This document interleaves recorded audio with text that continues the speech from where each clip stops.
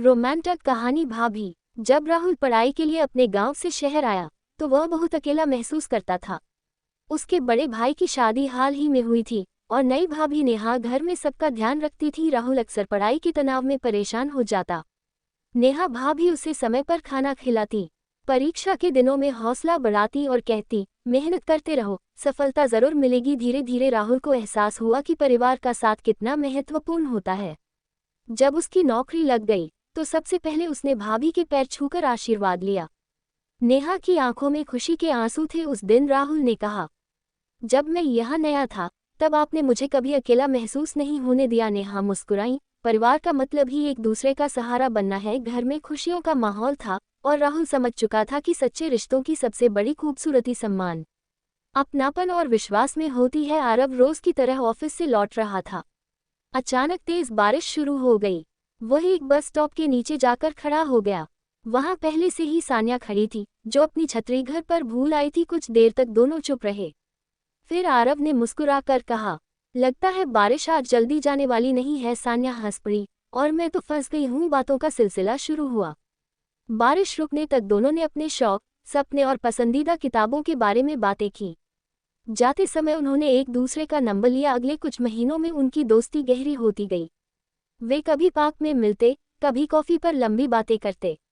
आरव को सान्या की सादगी पसंद थी और सान्या को आरव का शांत स्वभाव। एक शाम उसी बस स्टॉप पर जहां उनकी पहली मुलाकात हुई थी, फिर हल्की बारिश हो रही थी।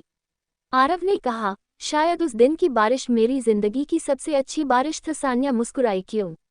आरव ने जवाब दिया, क्योंकि उसी दिन तुम मिली थी। सान्या की आंखों में चमक आ गई। उसने धीरे से कहा, मेरे लिए भी बारिश की बूंदें गिरती रहीं और दोनों के दिलों में एक नई प्रेम कहानी की शुरुआत हो गई। अर्जुन और नैना की मुलाकात एक छोटे से पहाड़ी कस्बे में हुई थी। अर्जुन वहां कुछ दिनों की छुट्टियां बिताने आया था, जबकि नैना वहीं रहती थी। हर शाम दोनों पहाड़ी की चोटी पर जाकर सूर्यास्त देखते। बातों बातों में उन्हें एहसास हुआ कि उनकी सोच, सपने और पसंद कितनी मिलती जुलती है। एक रात आसमान बिल्कुल साफ था, अनगिनत तारे चमक रहे थे और पूरा इलाका चांदनी में नहाया हुआ था। दोनों चुपचाप बैठे थे। क्या सोच रहे हो? नैना ने पूछा। अर्जुन ने आसमान की ओर देखते हुए कहा, सोच रहा हूँ कि कुछ मुलाकातें कितनी अजीब होती हैं। इंसान किसी को वर्षों से जानता हो, उतना करीब महसूस नहीं करता जितना कुछ दिनों में किसी खास के साथ कर लेता है। नैना हल्के से मुस्कुराए। और क्या मैं वही खास हूँ? अर्जुन ने उसकी आंखों में देखते हुए कहा, हाँ। कुछ पल के लिए समय जैसे ठहर गया। अगले दिन अर्जुन को वापस अपने शहर लौटना था। विदा लेते समय उसने नैना से कहा, मैं लौट कर आऊंगा। ये सिर्फ अलविदा नहीं है? नैना ने पूछा। और अगर बहुत समय लग गया तो? अर्जुन ने मुस्कुराकर जवाब दिया, तो हर रात चांद को देखकर याद कर लेना कि कहीं ना कहीं मैं भी उसी चांद को देख रहा हूँ। महीने बीत गए, दूरियां थीं, लेकिन बातचीत कभी नहीं रुकी। फिर एक साल बाद अर्जुन सचमुच वापस आया, उसी पहाड़ी की चोटी पर, उसी चांदनी रात में। उसने नैना का हाथ थामकर कहा, मैं अपना वादा निभाने आया हूँ। नैना की आंखों में खुशी चमक उठी। उस रात चांद पहले जैसा ही था, लेकिन दोनों की दुनिया बदल चुकी थी। रोहन को पुरानी किताबें पढ़ने का बहुत शौक था। एक दिन वह शहर की एक छोटी सी पुरानी किताबों की दुकान में गया। वहां उसे एक उपन्यास मिला, जिसके पन्नों के बीच एक पुराना खत दबा हुआ था। जिज्ञासा से उसने खत खोला। उसमें लिखा था, अगर यह खत तुम्हें मिले तो जान लो कि मैं आज भी उस मुस्कान को नहीं भूली हूँ जिसने मेरी जिंदगी बदल दी थी। खत के अंत में सिर्फ एक नाम था, प्रिया। रोहन को वह खत इतना दिलचस्प लगा कि उसने किताब खरीद ली। अगले कुछ दिनों तक वह सोचता रहा कि यह रिया कौन होगी और यह खत किसके लिए लिखा गया होगा। संयोग से कुछ हफ्तों बाद वह एक कैफे में बैठा था। पास की मेज पर एक लड़की अपनी दोस्त से बात कर रही थी। बातचीत में उसने अपना नाम बताया, रिया। रोहन चौंक गया।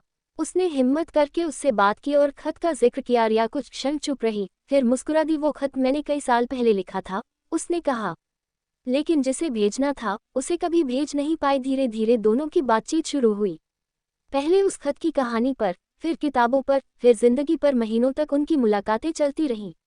रोहन को महसूस होने लगा कि जिस लड़की की कहानी उसने एक पुराने खत में पढ़ी थी, वह अब उसकी अपनी कहानी का हिस्सा बन रही है। एक शाम रिया ने पूछा, अगर तुम्हें वह खत कभी नहीं मिलता तो क्या हम मिलते? रोहन हंस पड़ा, शायद नहीं, उसने कहा, लेकिन कुछ कहानियां मिलना तय करके ही लिखी जाती है। रिया ने मुस्कुराकर उसका हाथ थाम लिया। पुराने खत का वह अधूरा प्यार भले अपनी मंजिल तक न पहुंचा हो, लेकिन उसी खत ने एक नई प्रेम कहानी की शुरुआत कर दी था। आदित्य कई महीनों से काम में इतना व्यस्त था कि उसे अपने लिए समय ही नहीं मिलता था। एक दिन उसने फैसला किया कि कुछ दिन आराम करेगा और समुद्र किनारे बसे एक शांत शहर चला गया। शाम के समय वह समुद्र तट पर टहल रहा था। लहरें धीरे धीरे किनारे से टकरा रही थीं। तभी उसकी नज़र एक लड़की पर पड़ी जो रेत पर बैठकर सूरज ढलते हुए देख रही थी।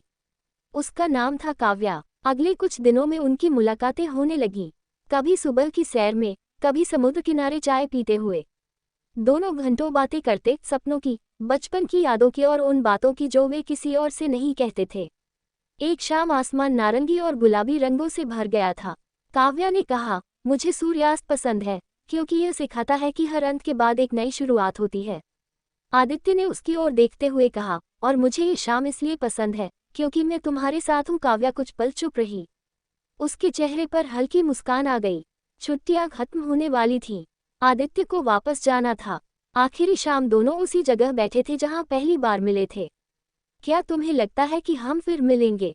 काव्या ने पूछा। आदित्य ने जेब से एक छोटा सा शंख निकाला, जो उसने समुद्र तट से उठाया था। जब तक यह मेरे पास रहेगा, मुझे तुम्हारी याद रहेगी, उसने कहा। और जहाँ याद रहती है, वहाँ मिलने की उम्मीद भी रहती है। काव्या ने वह शंख अपने हाथ में लिया और मुस्कुरा दी। कुछ महीनों बाद आदित्य के फोन पर एक संदेश आया, सूर्यास्त आज भी उतना ही खूबसूरत है, बस तुम नहीं हो। संदेश काव्या का था। आदित्य मुस्कुराया और तुरंत जवाब लिखा, तो फिर अगला सूर्यास्त साथ देखते हैं।